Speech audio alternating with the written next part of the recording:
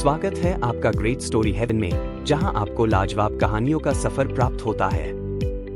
हर बार तैयार हो जाइए कल्पना के क्षेत्रों में प्रवेश करने के लिए, जहां हर कहानी एक खजाना है जो खोले जाने का इंतजार कर रहा है। हम अलग अलग प्रकार की कहानियां लाते हैं जो आपको प्रभावित और प्रेरित करेंगे, हमारे आपके मन और दिल को जीतने का वादा करते हैं। हम हर एपिसोड में एक नई और दिलचस्प कहानी लाते हैं जो हर उम्र के दर्शकों को प्रसन्न करने और मनोरंजन करने का वादा करते हैं। ग्रेट स्टोरी हेवन में आप आराम से बैठिए, रिलैक्स कीजिए और अपने आप को एक अनंत आश्चर्य और उत्साह के संसार में डुबो दीजिए। और याद रखिए, सब्सक्राइब, लाइक और शेयर करना ना भूले अपने दोस्तों के साथ। इस कहानी का शीर्षक है अली बाबा और 40 चोर। यह कहानी 1001 नाइट्स से है, जो कि एक बहुत मजेदार वाकया है। बच्चों को इसका दिलचस्प प्लॉट पसंद आएगा। एक शहर में दो भाई रहते थे। एक का नाम था कासिम, दूसरे का अली बाबा। कासिम एक अमीर बीवी से शादी करके ऐश में जीता, जबकि अली बाबा अपनी बीवी और बच्चों की देखभाल करने के लिए एक पड़ोसी जंगल में लकड़ी काटकर और शहर में बेचकर गुजारा करता था। एक दिन जब अली बाबा जंगल में था, उसने देखा कि घोड़े पर सवार एक फौज उसकी तरफ आ रही है। उसने डर के मारे उन्हें डाकू समझा और सुरक्षा के लिए एक पेड़ पर चढ़ गया। जब वो उनके पास आए तो उसने 40 घुड़सवार को गिना। वो अपने घोड़ों को पेड़ों से बांधने लगे। सबसे लंबा चौड़ा आदमी उनके बीच में, जिसे अली बाबा ने उनका कप्तान समझता था, कुछ झाड़ियों के बीच थोड़ा दूर गया और बोला, खुल जा सिम सिम। इतना साफ कि अली बाबा ने सुन लिया। एक दरवाजा चट्टानों में खुला और जब फौज अंदर गई तो वह भी उनके साथ चला गया और दरवाजा खुद ही फिर से बंद हो गया। अली बाबा कुछ समय तक बाहर रुका। उसे डर था कि कोई बाहर आ जाए और उसे पकड़ ले, इसलिए उसने पेड़ पर सब्र से बैठना पड़ा। और दरवाजा फिर से खुला और 40 चोर बाहर आए। क्योंकि कप्तान सबसे आखिरी में गया था, वो सबसे पहले बाहर आया और सबको उसने दरवाजे से गुजरने दिया। फिर उसने दरवाजा बंद किया, कहते हुए, बंद हो जा सिम सिम। हर आदमी ने अपने घोड़े को बांधा और सवार हुआ। कप्तान ने सबसे आगे खुद को रखा और वो वैसे ही लौट गए जैसे आए थे। फिर अली बाबा ने पेड़ से उतरकर झाड़ियों में छुपा हुआ दरवाजा देखा और कहा, खुल जा सिम सिम। वो खुल गया। अली बाबा, जो एक सुनसान और उदासी भरी जगह की उम्मीद करता था, वो बहुत आश्चर्यचकित हुआ कि वहां बड़ी और अच्छी तरह से रोशनी भरी हुई थी, जिसे इंसानों ने एक तिजोरी के रूप में हाथ से बनाया था, जिसमें एक छत के एक कोने से रोशनी मिलती थी। उसने सोने चांदी के बर्तन देखे, जो सोने और चांदी के सिक्कों से भरे थे, और रेशम और महंगे कपड़े भरे ह्यूदा बड़े मटके में बहुत सा पैसा देखा। उसने अंदर जाकर दरवाजा बंद किया और अपने गधे को, जो बाहर चारा खा रहा था, उसे अंदर ले आया। उसे जो समझ में आया और जो वो अपने गधे पर लाद सका, उसने लाड़ना शुरू कर दिया। वो जल्दी जल्दी बाहर निकला और बंद हो जा सिम सिम बोलकर दरवाजा बंद कर दिया और घर चला गया। फिर उसने अपने गधे को घर के आंगन में बंधा और गेट बैंड किया और फिर पैसों से भरे थैलों को अपनी बीवी के पास ले गया और उसके सामने खाली कर दिया। उसने अपनी बीवी को इस बात को राज रखने को कहा और वो सोना दफन करने जाने लगा। तभी उसकी बीवी ने कहा, रुको रुको, पहले मुझे सोने को वजन करने दो। मैं किसी से एक तराजू लेकर आती हूँ जब तक तुम गुफा खोदते हो। तो उसने कासिम की बीवी से एक तराजू मंगा। अली बाबा की गरीबी जानकर उसकी बहन को जिज्ञासा हुई कि अली बाबा की बीवी को तराजू क्यों चाहिए, और उसने चतुराई से तराजू के नीचे कुछ घी लगा दिया। अली बाबा की बीवी घर आई और तराजू को सोने के धरे पर रखकर सोने को वजन कराने लग गई।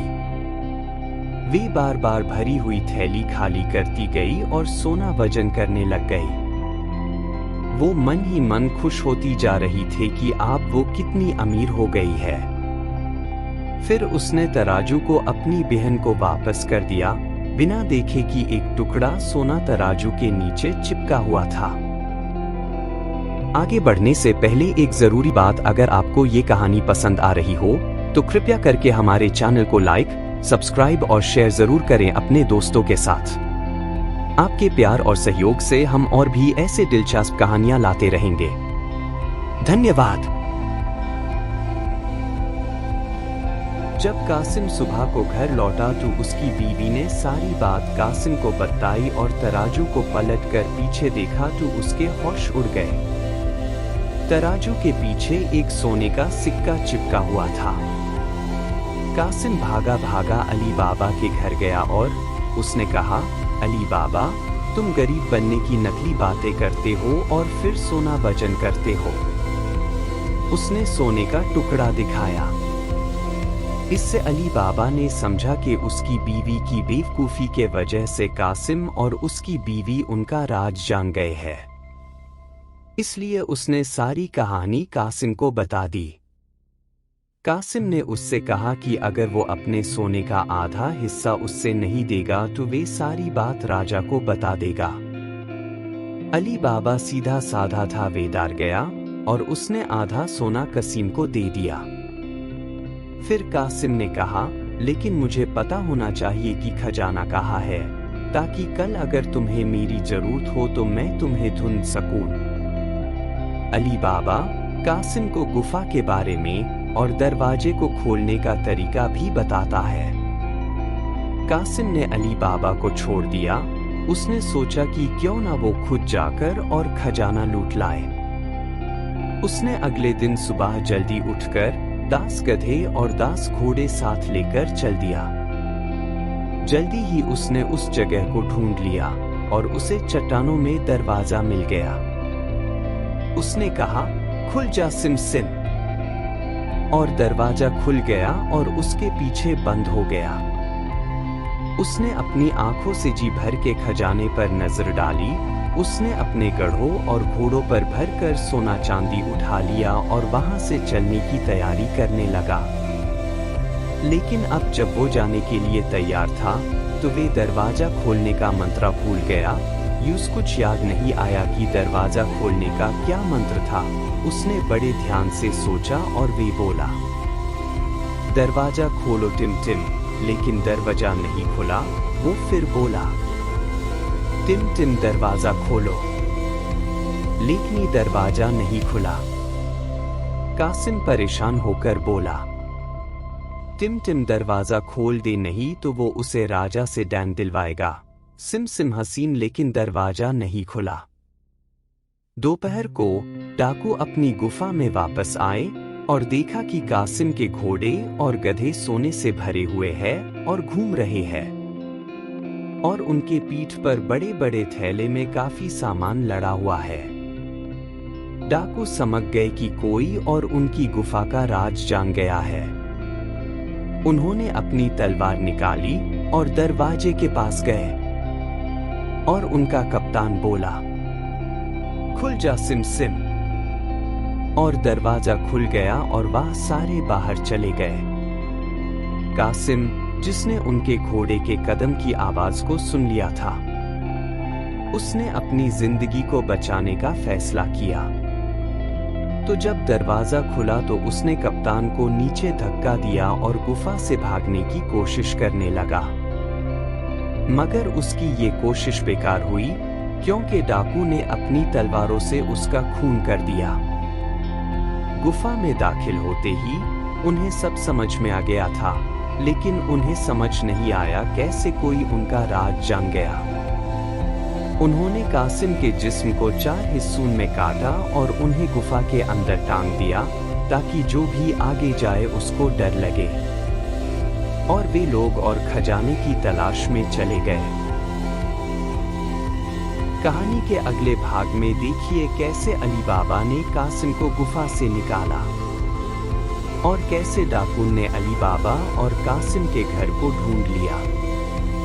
अली बाबा और 40 चोर के भाग 2 में हम देखेंगे कैसे अली बाबा और चालाक नौकरानी मोर्गेना ने डाकुओं का सामना किया। जाने कि क्या डाकू अली बाबा को मरने में कामयाब हुए या अली बाबा ने डाकुओं को चकमा दे दिया। आप इस चैनल को सब्सक्राइब करें ताकि आप अली बाबा और 40 चोर के भाग 2 मिस ना कर सकें। ग्रेट स्टोरी हेवन पर कहानी देखने के लिए धन्यवाद। भूल ना जाए सब्सक्राइब, लाइक और शेयर करना। आपका साथ और प्यार हमारे लिए सब कुछ है। फिर मिलेंगे अगले एपिसोड में, तब तक खुश रहे और मुस्कुराते रहे।